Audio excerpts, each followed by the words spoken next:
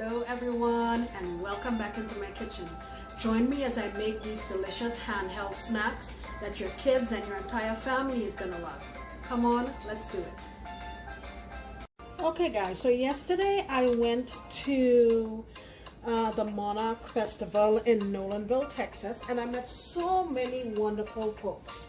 Now, one lady I met, she said she would be interested in me making a recipe that her kids would love, so I'm going to come up with something that I think they would absolutely love.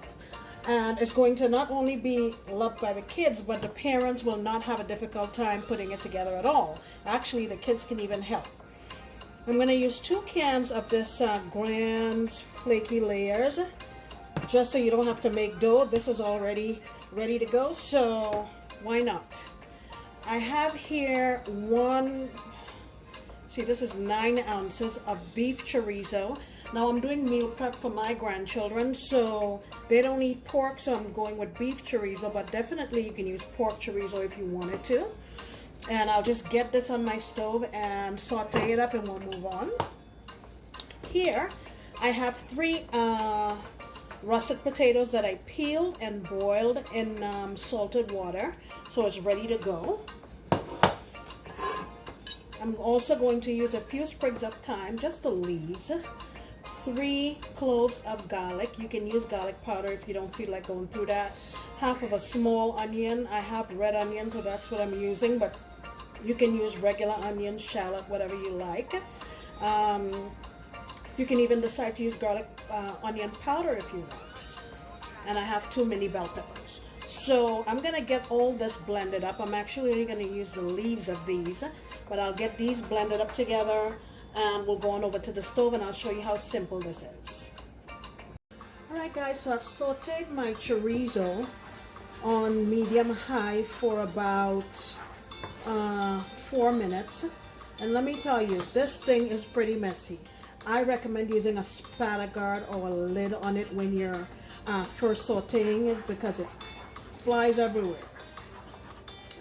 As you can see, I got all kinds of things going on here. I'm actually doing meal prep for my son and my grandkids for the week, so that's what's happening otherwise. So I've blended up my peppers, onions, garlic, and I have everything here. I'm going to go into my frying pan with that. You always want to remember to season as you go. I have some pepper, so I'm putting some fresh grated pepper. You can use, regular black pepper if you have that. Put as much or as little as you like. You know what your family likes, so just do that. I'm going to use some chicken bouillon powder. I'm going to say about a teaspoon for now. And I'm using some all-purpose seasoning, in this case adobo. Maybe about ½ a teaspoon. And I'm just going to saute this around and allow everything that I have in my pot here to cook properly.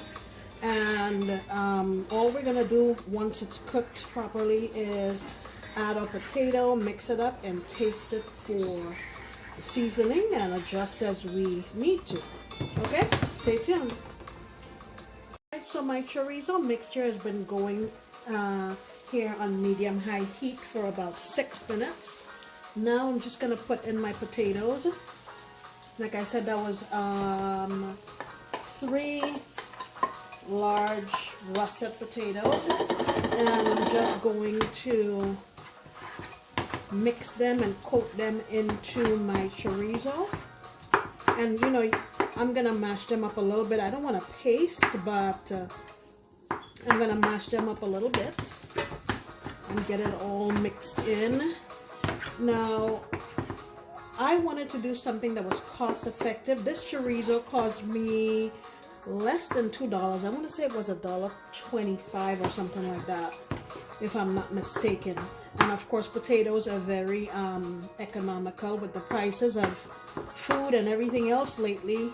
We have to cut corners where we can and make our dollar stretch. So I'm just going to mash this up a little more and taste it for seasoning, and then cool it off, and we'll be ready to go.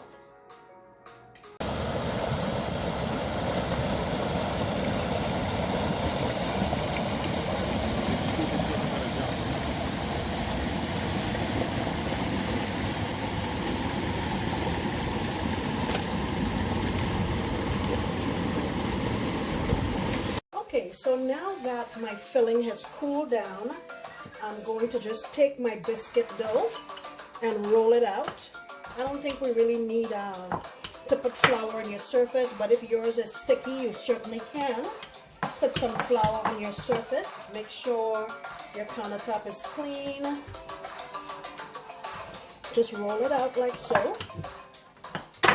And I want to prick some holes in it so it kind of has the opportunity to cook through. And I'm just going to put some here on this side.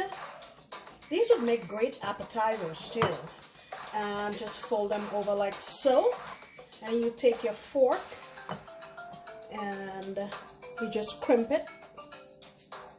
And you're ready to go. You just get it on your baking sheet. So I have one here that's lined with parchment paper. It's pretty simple. Even your kids can help you with it. Let me do one more so you can see. Try to get it in a circle as much as you can, or an oval. Oval will work too. And that looks good, and you just prick some holes to help it to cook more evenly and not puff up. And you put your filling, as much or as little as you like, in here, and you just fold it over. Simple. If you have one of those, they have a gadget that you can actually put your dough in, and it's like a clam, and it folds over like this, and it crimps it for you.